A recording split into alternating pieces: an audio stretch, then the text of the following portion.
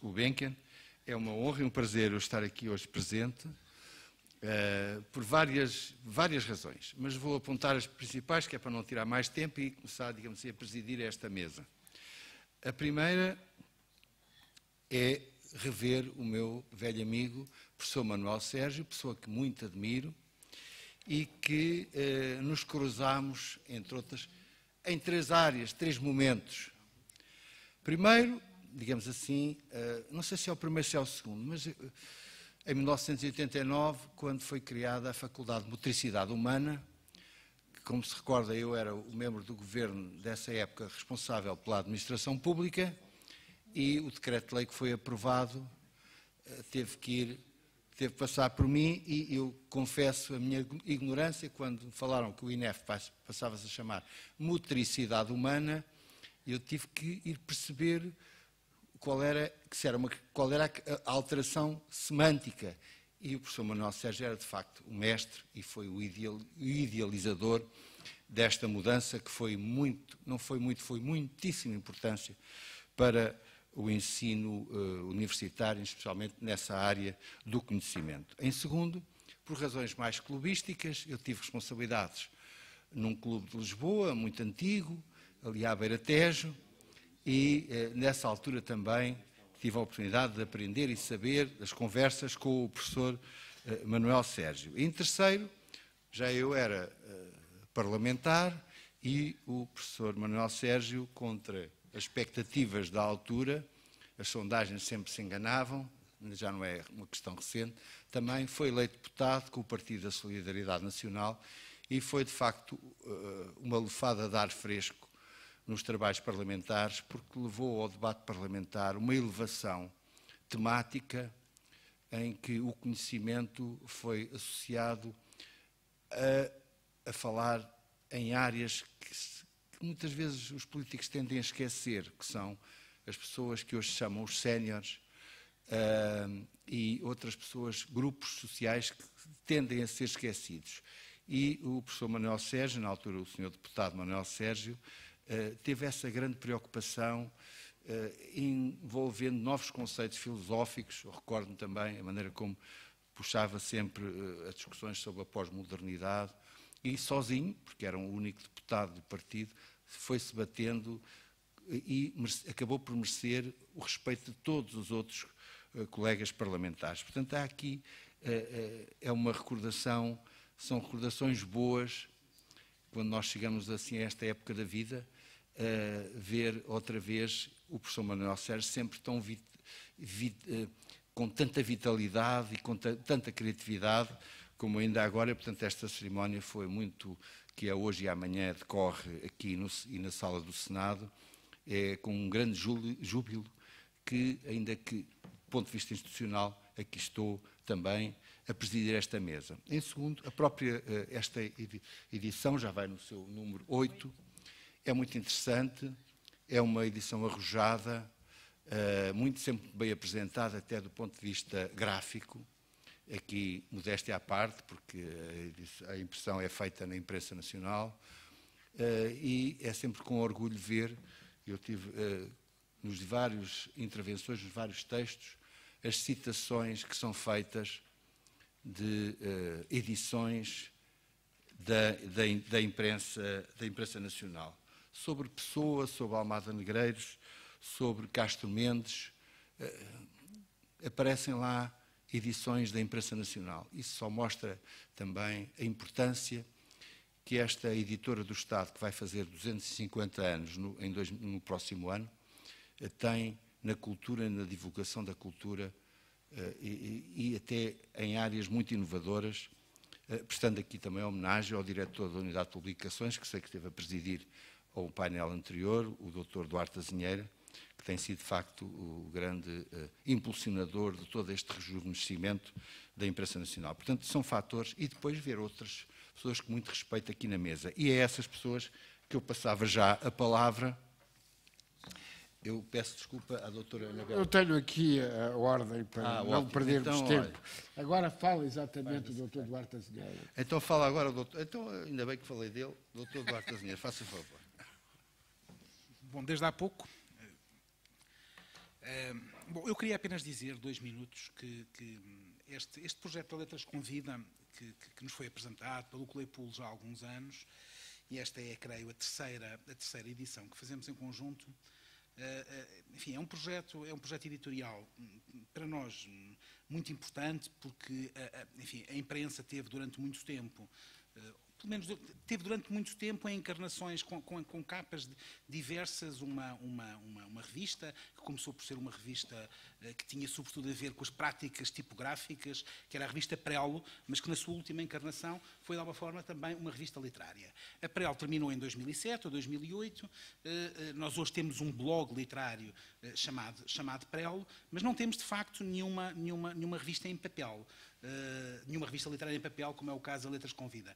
E, de alguma forma, esta revista veio preencher um vazio na oferta editorial da imprensa nacional, e vamos sentindo também que, de número para número, as coisas vão ficando cada vez melhor, como o Dr. Rui Carpo acabou de referir.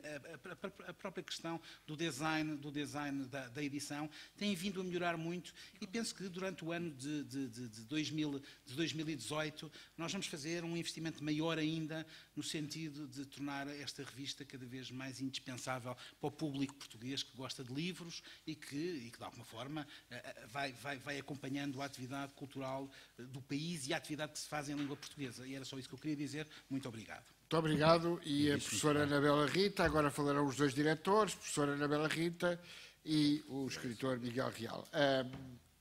Professora Anabela Rita tem a palavra. Obrigadíssima. Dr. Rui Carpe, Dra. Duarte Azenheira, queridos amigos, ilustres colegas de mesa, eu queria dizer que, acima de tudo, temos que agradecer uma equipa que é pequena, mas que tem trabalhado intensamente, agradecer a quem está aqui na mesa e nos tem ajudado a dar à luz esta revista, inclusivamente com as apresentações, e dizer também que esta revista tem sido sonhada como um jogo de espelhos que mescla e põe em interface identidades, gerações, visões disciplinares, e Portugal e o seu exterior. É neste interface permanente que abrange inclusivamente a secção noticiário, porque temos muitas das iniciativas sonhadas, realizadas e outras a realizar pelo centro, pelo nosso Claypool, não é? Centro de Literaturas e Culturas Lusófonas e Europeias, mas também por todas as instituições que o rodeiam e que com ele dialogam. É neste jogo de espelhos, dizia, mas também de diálogo constante e intenso, que nós vamos desenvolvendo esta revista e, neste caso, mais uma vez, com um diálogo que nos traz a 2 homenageados. Aqui o nosso Manuel Sérgio, o professor Manuel Sérgio, poeta, ensaísta, enfim, alguém que fez um pouco de tudo e que fez bem, e que fez muito bem, e por isso é um exemplo para nós. A sua lição colhe em todos nós. Também o poeta que é João Rui de Sousa. Temos uma série de intervenções sobre Portugal, porque também evocamos um momento crítico, um momento de crise que foi Primeira Guerra na Europa, mas também em Portugal, vivida com todas as suas repercussões que nos atingem até hoje. Portanto, temos a arte e a vida associadas, de mãos dadas, a tentarem pensar-se. Mas, de facto, algumas referências que nos fazem ter confiança no futuro. E uma dessas referências é aquela que nós aqui homenageamos, o professor Manuel Sérgio, neste congresso, neste encontro e nesta mesa. Muito obrigada. Muito obrigado, professora Anabela Rita. Dr. Miguel Real. Bem, como a Anabela Rita já fez os agradecimentos, eu passo imediatamente ao conteúdo da revista. Digamos que existem 3 colunas aqui, que é justamente uma relativamente ao passado, o professor João Francisco Marques, que faleceu há pouco tempo, sem o qual uma palavra teria desaparecido do vocabulário culto, não religioso, mas culto português, que é a parenética. Ele especializou-se ao longo de praticamente 30 anos e fez o maior dos maiores levantamentos sobre orações e homilias existentes no século XVII, inclusivamente o seu último trabalho, como é aqui relatado, é o Padre António Vieira. Depois uma pessoa, que é o professor Manuel Sérgio, que inventou uma palavra, inventou não, construiu, criou...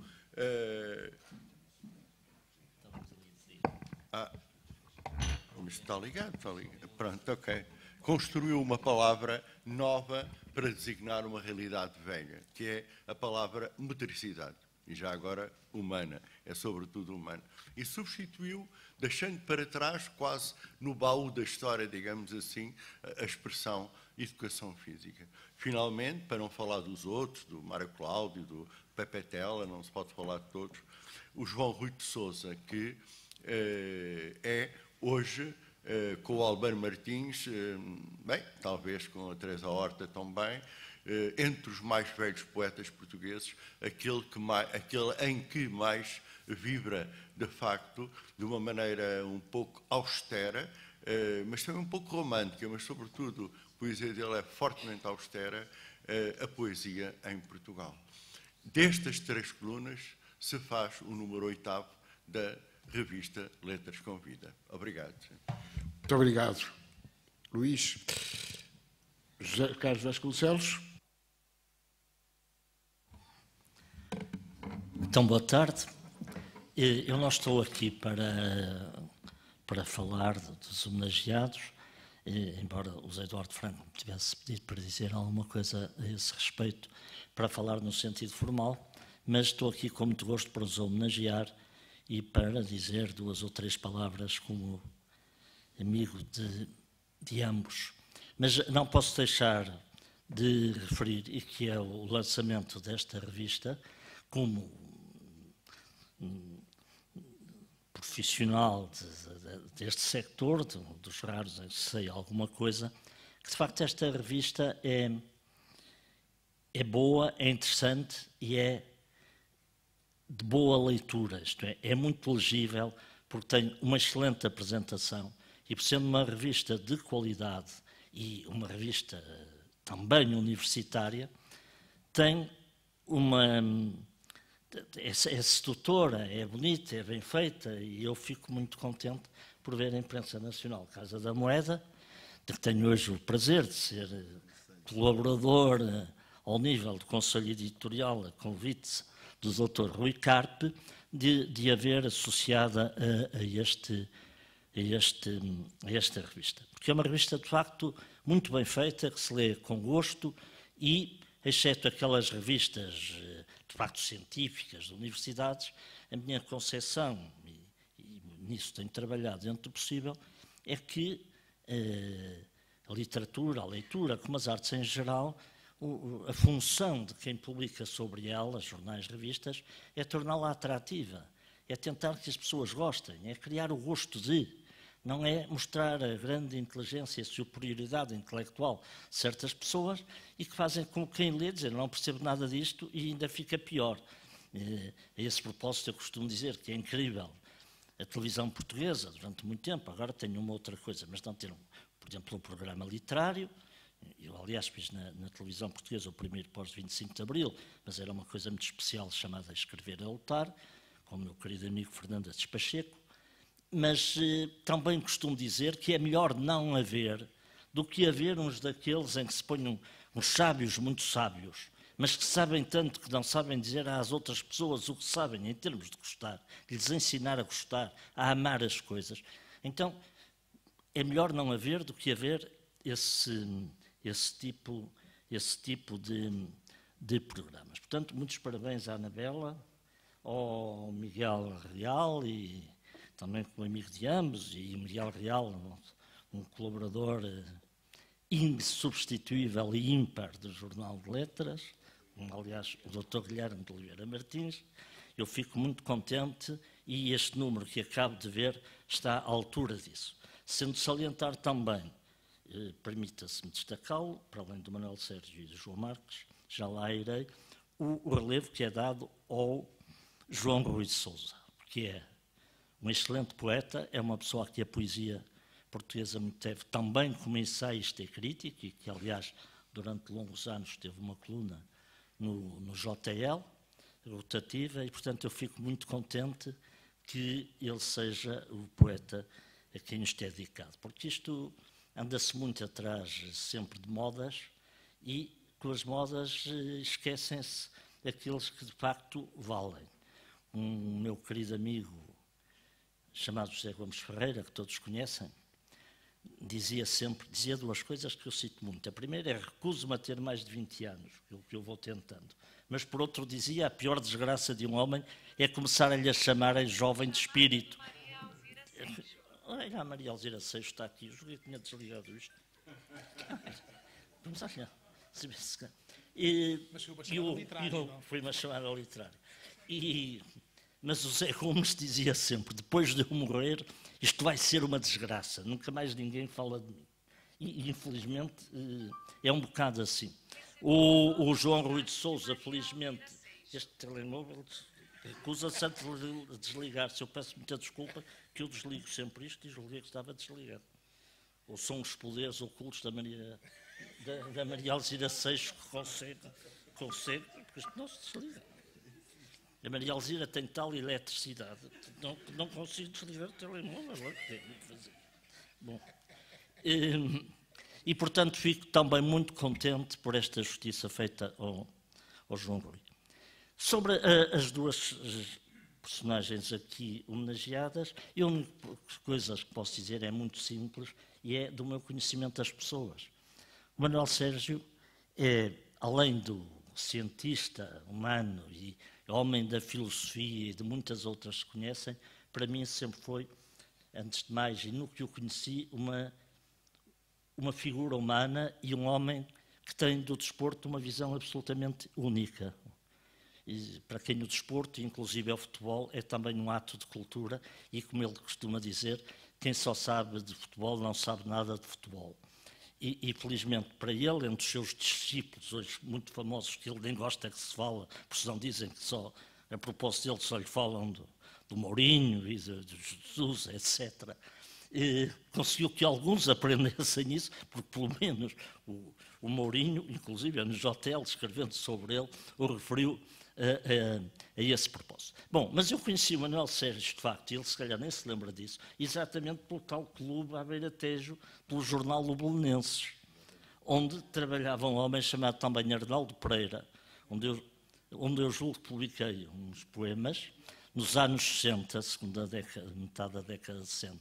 E já o Manuel Sérgio, de facto, era uma figura que se distinguia porque tinha um jornal de um clube que se interessava, desde logo, pela cultura, e em que ele, julgo que era, não sei se de alguma função, se era o diretor ou se era já um ponto de referência, e que, a partir daí, sempre conheci como tal, e que, portanto, para além dessa parte científica, e que eu sei pela minha ligação ao Brasil, que, inclusive, é aí muito conhecido e respeitado nestes meios, teve sempre essa vertente que para mim é cada vez mais a vertente fundamental. E também já foi referido, muito bem, que recordo-me de quando ele foi eleito deputado, a singularidade da sua voz, singular não ser por ser o único do seu partido, mas por ser singular, o partido que ele próprio fez, ou ajudou a fazer,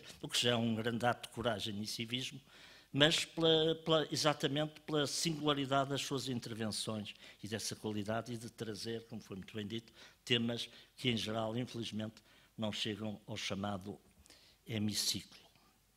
E, por isso, Manuel Sérgio, ainda por cima, é um homem de uma constante gentileza e generosidade, inclusive com aquilo que quem luta por estas coisas da cultura vai fazendo, é um homem sempre presente ao nosso lado. Muito obrigado por tudo. O João Marques, padre João Francisco Marques, esse ainda conhecia há muito mais tempo, porque foi quase o assistente espiritual, ainda estava a terminar o seminário, da primeira coisa de que eu fui presidente, que era a pré-JEC, a pré-Juventude Escolar Católica na nossa Póvoa. E sempre foi também uma figura singular, porque era quase padre e depois era padre e ia jogar futebol, inclusive para a areia, para um sítio para onde só iam as espanholas do casino. E que depois fui, obviamente, acompanhando na sua evolução, designadamente naquela que para aqui fundamentalmente importa, como historiador e como grande especialista, designadamente da parnética. E eu recordo-me, eu tenho péssima memória, não sei o nome do filme que fui ver a semana passada, mas há coisas que me recordo. E uma delas lembro-me que eu acho que a primeira vez que ele me falou na parnética eu nem sabia o que era. Depois, obviamente, ele explicou-me e muitas vezes eu ouvi falar sobre isso, designadamente num café na Póvoa, chamado A Lota. Está ali o Manuel Costa, o nosso diretor da Biblioteca da Póvoa, e que o acompanhava muitas vezes aí, que era uma espécie de seu escritório, e onde ele, com o entusiasmo que também o caracterizava, inclusive pelas coisas poveiras, porque é também um historiador único das questões ligadas à Póvoa, de que foi, aliás, diretor do Museu Municipal e que ajudou a construir o novo museu, e era, portanto, um poveiro de corpo inteiro, poveiro e até varzinista, Varzinha é o clube da Póvoa, e ele era muito também interessado no futebol. O João Marcos teve essa carreira fantástica, por um lado, que alguém que de facto é padre, e sempre foi, no ativo, e que vai sendo professor no ensino secundário, metodólogo, tira curso na universidade, e de facto começa a estudar a parnética, designadamente no tempo dos Filipes, que é sua, como sabem muito melhor que eu, a tese de mestrado e depois a base de tese de doutoramento, e que fazia isso, exato, pela Imprensa Nacional, e que faz isso com saber e com entusiasmo. Eu lembro-me bem a alegria com que ele me contou quando soube que seria possível editar os 30 volumes da obra completa de Padre António Vieira, graças a um homem que ele me dizia que era uma figura também especial e única, conseguia coisas que ninguém conseguia, que era o José Eduardo Franco, de que ele falava muito e conseguia coisas, sabe, ele conseguiu, eu não sei como e tal. Depois veio-se a saber como, e bem, mas que só ele é que conseguia, e por ele, portanto, o Padre João Marcos tinha uma grande admiração e fazia tudo, inclusive andar de moto em Lisboa, que ele contava com muita graça a sua aventura de ser conduzido por José Eduardo Franco de uma moto no meio das ruas de Lisboa e do trânsito, e ele fazia tudo isso pelo sacrifício, por amor à história, ao Padre António Vieira, à parnética e a outras coisas. Por isso era também uma figura fantástica, de que nós éramos muito amigos, que felizmente acho que morreu com uma alegria. É que 2 dias antes dele morrer, ou 3, a Câmara da Póvoa prestou-lhe uma homenagem, que foi na véspera, ou no dia da abertura oficial das Correntes de Escritas, que, como sabem, é um grande festival literário, segundo o Sr. Presidente da República, este ano, o principal do país, e houve uma sessão para a apresentação exatamente da obra completa do Padre António Vieira, e que serviu de homenagem também ao Padre João Marcos, ou ao professor João Marcos, onde esteve o Franco, onde esteve um outro, aliás, poveiro, mas pouco conhecido na terra, infelizmente, agora já é mais o Pedro Calafate, e o João Marcos. E o João Marcos, de facto, eu coordenei, agora presidir à mesa, e era notória a sua alegria, ele quase chegou a dizer que agora já podia morrer satisfeito. No dia seguinte, satisfeito esteve, porque há uma tradição agora nas correntes escrita que há uma matança de porco, e nessa noite depois há uma coisa de matança, um cozido, e o João Marcos era um homem que gostava dessas coisas, e morreu, e até ao fim, infelizmente podia-as comer, comia bem, bebia bem, e estivemos juntos, separados de um irmão, que hoje cá não está, que o chegava constantemente para ele não comer, mas felizmente assim esteve satisfeito até ao último momento. Infelizmente morreu, como se sabe, subitamente, 48 horas depois, mas a sua obra continua e a Câmara da Póvoa, continuando a fazer-lhe justiça, está a editar essa obra completa. Muito obrigado.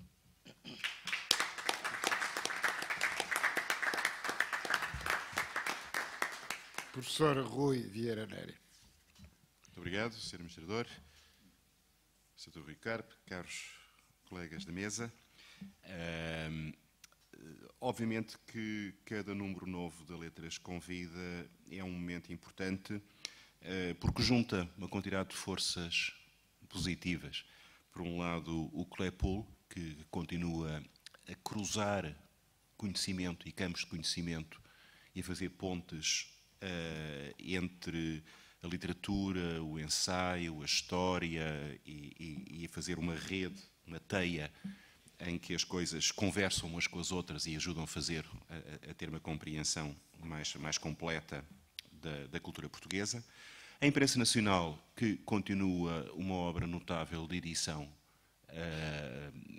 que um editor comercial não poderia assegurar e, portanto, cumpre uma função de serviço público de uma forma notável, que nos tem dado acesso a títulos que de outra forma não poderíamos ter.